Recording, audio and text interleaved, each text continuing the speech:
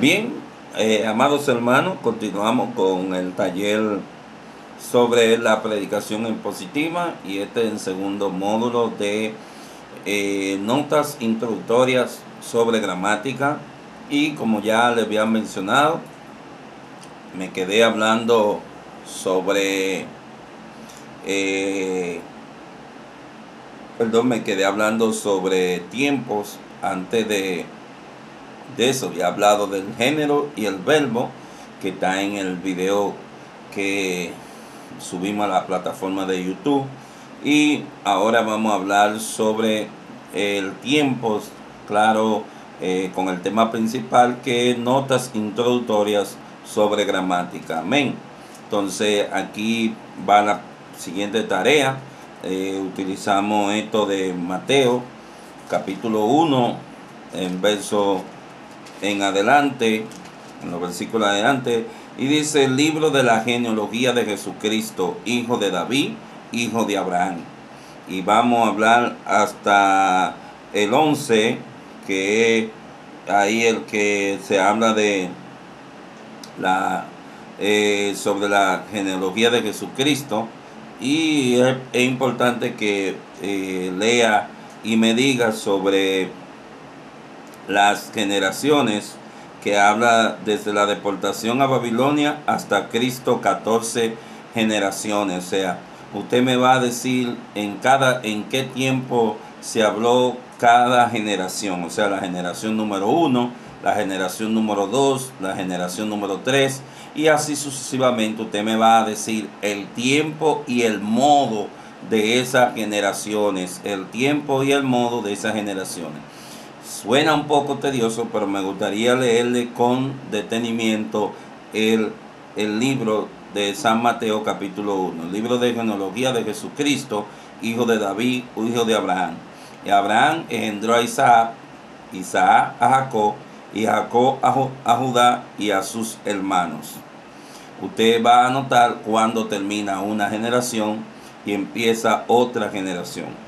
Judá engendró a Tamar, a Fares y a Sara, pero como yo sé que ustedes son expertos, ustedes van a escribir en Google cuáles son las 14 generaciones y le van a poner en qué tiempo se escribieron, y ustedes leyéndolo en la Biblia, pudiese ser que nada más utilizando esto aquí se dieran cuenta en qué tiempo se escribieron. Si fue en el tiempo de Abraham, si fue en el tiempo de Judá, si fue en el tiempo de Jacob, si fue en el tiempo de cada generación. Tuvo a alguien que fue en su tiempo, que se desarrolló y él siguió dando descendencia. Estoy explicándole porque no quiero mis estudiantes hermosos, bellos y elegantes, handsome, pretty, beautiful, ustedes cojan lucha cuando es simple lo que le estoy señalando acá. Quiero decirle que ya es de la última tarea en cuanto a lo que se va desarrollando la clase. Entonces ya no hay más tarea para que no se mortifiquen y quieran dejar de ver el video. Ahora sí, tienen que ver el video completo, tanto el primero como el segundo. Entonces decimos tiempo y modo. Recuerde que el modo lo que indica es, el modo de un verbo indica la intención del que habla o escribe o crea. Oiga, el modo lo que indica del verbo es la intención del que habla o escribe. La intención. Usted nada más busca la intención con que habló ese escritor de Mateo sobre la genealogía o las generaciones, que son 14.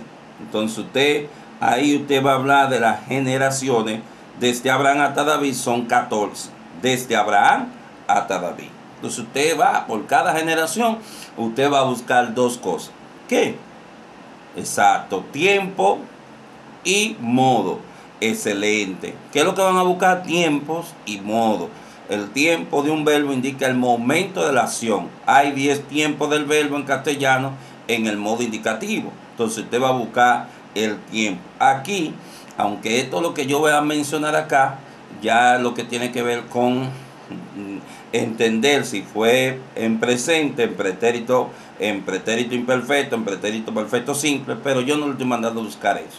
Estoy mandando a buscar tiempos y le estoy mandando a buscar el modo. Ya más adelante podemos identificar eso. Entonces dice aquí, Abraham engendró a Isaac, Isaac a Jacob, y Jacob a Judá y a sus hermanos. Judá engendró a Tamar, a Fares y a Sara, Fares a Esrón y Esrón a Arán. Arán engendró a Aminadab a Nazón y Nazón a Salmón. Salmón engendró de Raab a Bof, y Bof engendró de Ruf a Obed, y Obed a Isaí. Isaí engendró al rey David, y el rey David engendró a Salomón, de la que fue mujer de Urías. Salomón engendró a Roboam, Roboam a Abías, y Abías a Asa. Asa engendró a Josafat, Asa engendró a Josafat, Josafat a Jorán, y Jorán a Urías.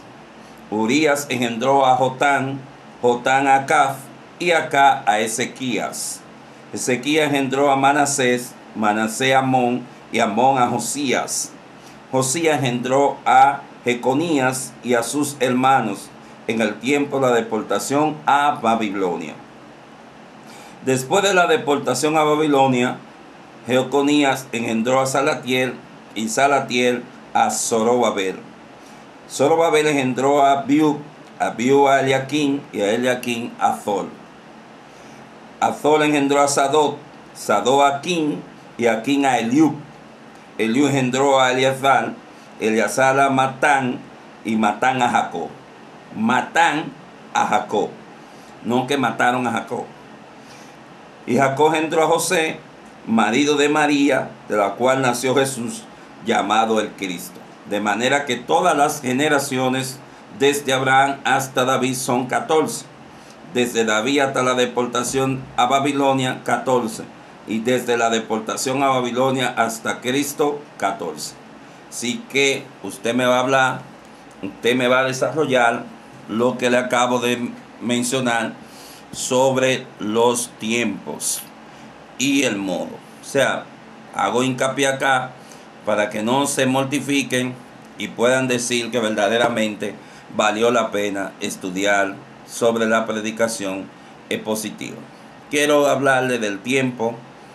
El tiempo es de un verbo, indica el momento, de la acción. Hay tiempos de verbo en castellano en el modo indicativo. Y vamos a ver el ejemplo acá, que es muy relevante cuando usted estudia la Biblia, saber en qué tiempo el escritor aquí habló. Y es importante que usted pueda identificar estos tiempos hasta escribirlo en su cuaderno para tenerlo como base, para cuando estudie la Biblia poder identificar si habló en estos tiempos que a continuación les voy a... Bien, entonces, ¿en qué modo habló el escritor de la Biblia? Señores, esta clase que es un poco difícil porque usted tiene que aprenderse los términos.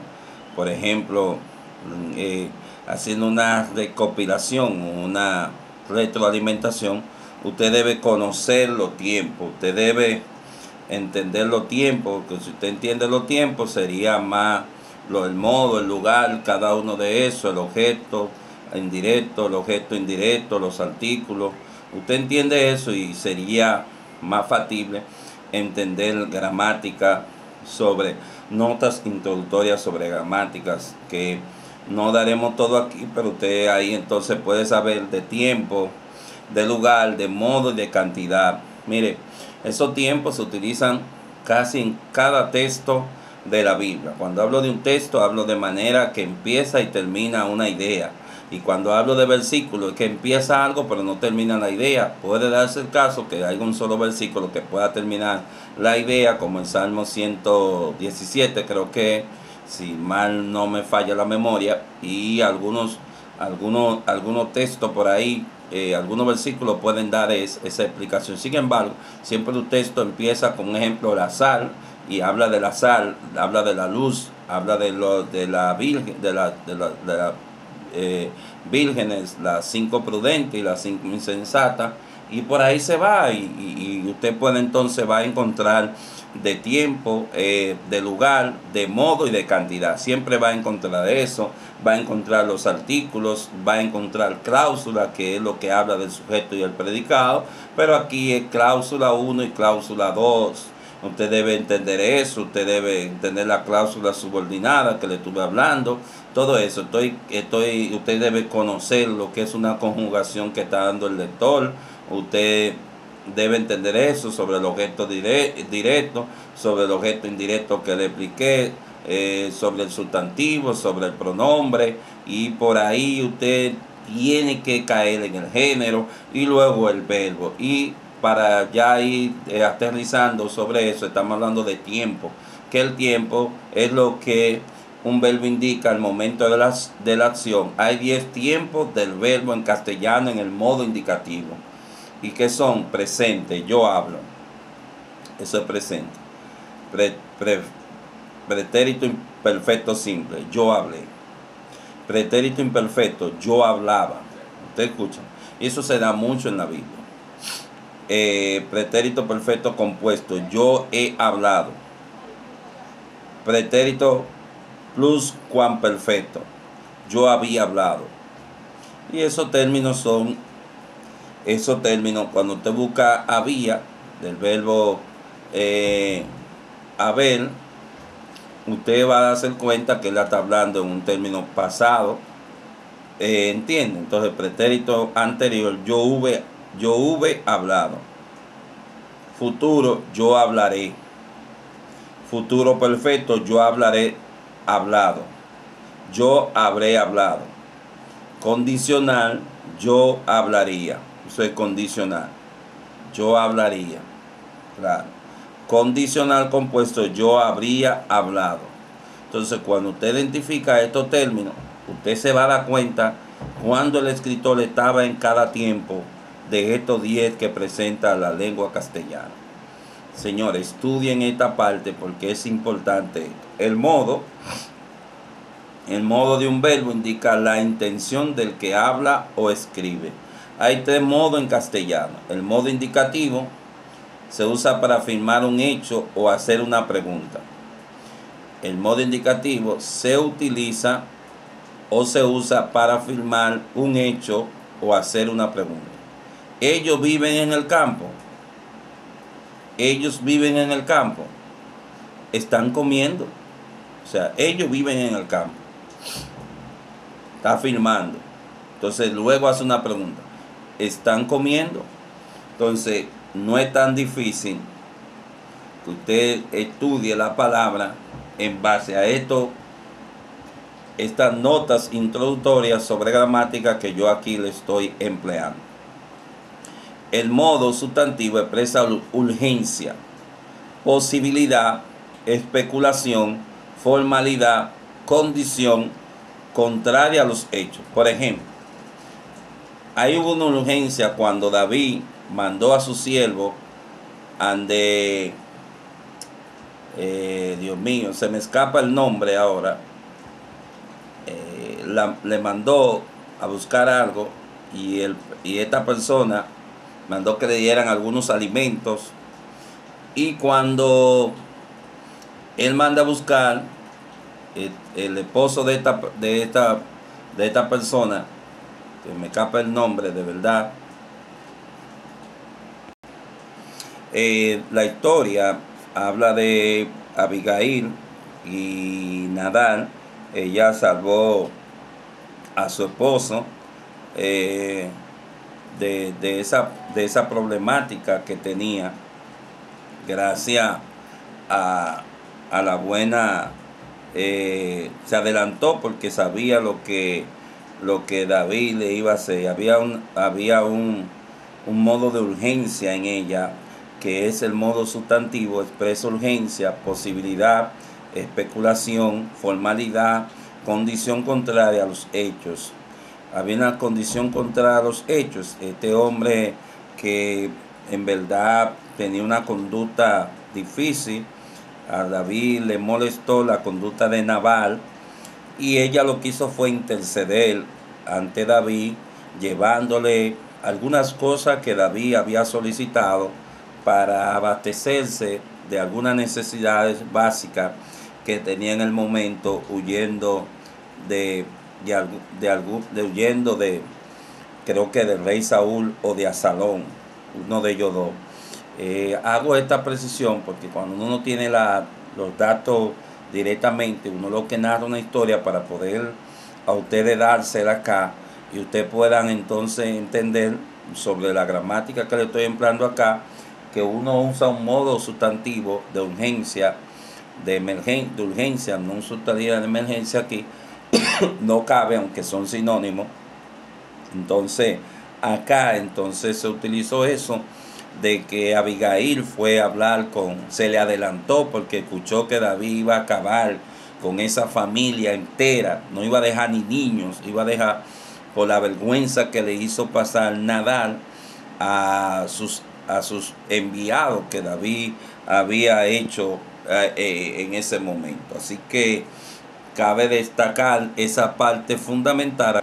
¿Por qué hablan de esta mujer? Porque fue sabia. Mire, algunas mujeres no son sabias a la hora de su esposo llegar del trabajo, que no sabe cómo enfrentó el día a día. Y aquí entro esta parte, aunque no está en el taller, sin embargo, es importante uno decirlo para poder enseñar y poder redactar algo. Y es que no son sabias, como dice el proverbista Salomón. La mujer sabia edifica su casa, Proverbio 14:1, mas la necia con su mano la destruye o la deriva, como dice el texto en la Reina Valera original. Ya en la NBI habla de otro concepto: la destruye, la rompe, la daña. Entonces fue sabia aquí Abigail, llegando ante el rey David para intervenir una problemática que pasó con su esposo. Entonces las mujeres deben ser un poco inteligentes a la hora de decirle algún asunto a su esposo que tenga una problemática o vaya a surgir un problema. Debe esperar una hora adecuada para utilizar eso. Entonces hay que se usa el tiempo, se usa el modo, se usa el lugar y se usa la cantidad. Entonces es usar eso, el modo directo, el modo indirecto, el género, el verbo y todas esas cosas. Seguimos hablando entonces del modo, que me quedé en decirle que expresa urgencia. Hay cosas que son de urgencia, hay cosas que son de posibilidad, hay cosas que es especulación, nada más que están diciendo formalidad, condición contraria a los hechos. Urgencia, demandé que ella viniera inmediatamente. Si usted va a entender que fue de urgencia el modo en que se escribió ese texto que está aquí relacionándolo yo con el salmista David y Abigail, que habla en el Antiguo Testamento. Puede ser puede ser en Reyes o puede ser en los cronistas, que hagan un resumen de esa historia directamente. Entonces, de formalidad, hago moción de que la reunión sea postergada. Contrariedad con los hechos: si yo fuera tú, iría. El modo imperativo. Aquí vamos a ver el modo imperativo, que ya casi estamos terminando. Se usa para expresar una orden o un pedido. El modo imperativo se usa para expresar una orden o un pedido. Yo no le quiero dejar más tareas porque ustedes tienen muchas tareas. Sin embargo, seguiremos desarrollando, qué sé yo, de forma de retroalimentación, 15 o 20 minutos no más en la clase del próximo miércoles, si Dios así nos lo permite, que sería miércoles 28. Creo que miércoles 29 de octubre no va a haber taller porque empieza la campaña de damas. Si ustedes están dispuestos a que se haga el lunes, sería factible para no perder el enfoque. O de lugar se pudiera hacer el sábado, que no vamos a hacer culto por motivo de la campaña. Creo que la próxima semana estaríamos a 29. Sí, a 29. Creo que este sábado estamos a 25. Sí, entonces ya ustedes saben. Esto lo estamos haciendo esto en vivo, pero así damos los detalles para las informaciones. Entonces sería el sábado la clase, no habría culto y todos tienen que venir el sábado. Haríamos el taller el sábado si Dios así lo permite. Bien, continúo. El modo imperativo se usa para expresar una orden o un pedido. No es lo mismo una orden que un pedido. ¿Entiendes? Porque el pedido está en condición. La orden no, aunque usted no obedezca. Yo te puedo decir, hazme el favor, pásame eso. Yo te estoy haciendo un pedido. Pero si yo te digo, oye, mira, tú pásame eso, porque considero que estoy o por encima de ti, por utilizarlo así, o porque tengo autoridad sobre ti. Y esa autoridad me permite darte una orden. Bien, pasa el azúcar, por favor. Niños, vengan aquí. Volvamos a las 5. Número. El número se refiere a la propiedad de un sustantivo, pronombre o verbo que indica si la referencia es a uno, singular, o a más de uno, plural. Sujetos y verbos deben concordar el número. Un pronombre debe concordar el número con el sustantivo que reemplaza. El adjetivo y el sustantivo también deben hacerlo. Amén. Entonces, queremos hablar por último sobre la preposición. Queremos hablar por último sobre la preposición. Preposición. Preposición. Es una palabra funcional usada con un sustantivo o pronombre para mostrar su relación con otra palabra o palabras en la oración. Aquí hay 19 preposiciones en castellano. Una frase preposicional consiste de una proposición y sujeto. Salió a la puerta. Saltaron sobre la mesa. Una preposición puede tener dos o más objetos. Yo quiero que usted en esa parte nos vamos a detener en la próxima semana a hablar de eso. Una preposición puede tener dos o más objetos. Viajaron por sierras y valles. Sierras y valles. Ahí tienen dos o más objetos. Sierras y valles. Va a depender el término de cómo se le llame. Entonces, gracias a Dios por permitirme llegar hasta acá hablando sobre notas introductorias sobre gramática y concluimos sobre la preposición, que es una palabra funcional, o ya usada con un sustantivo o pronombre. O sea, cuando habla de funcional es accionando, o sea, que acciona, que complementa, que conecta y que usted puede evaluar a la hora de un texto para saber la preposición. Entonces, yo le estaré hablando un poco más la próxima semana sobre esta parte de notas introductorias de manera de retroalimentación. Estudien la tarea que les he asignado en cada intervención que pude tener acá, dejándole una tarea. Así que Dios les bendiga de una manera especial. Que la gracia y la misericordia de Dios estén con ustedes siempre y que el Todopoderoso me les bendiga de una manera poderosa en el nombre de Jesús de Nazaret. Soy su amigo y hermano, pastor y evangelista por su misericordia, o evangelista y pastor por su misericordia, Alberto Ruiz. Dios les bendiga de una manera poderosa. Gracias encarecidamente por escoger a este humilde servidor para ser su guía o mentor de la enseñanza de la palabra de Dios.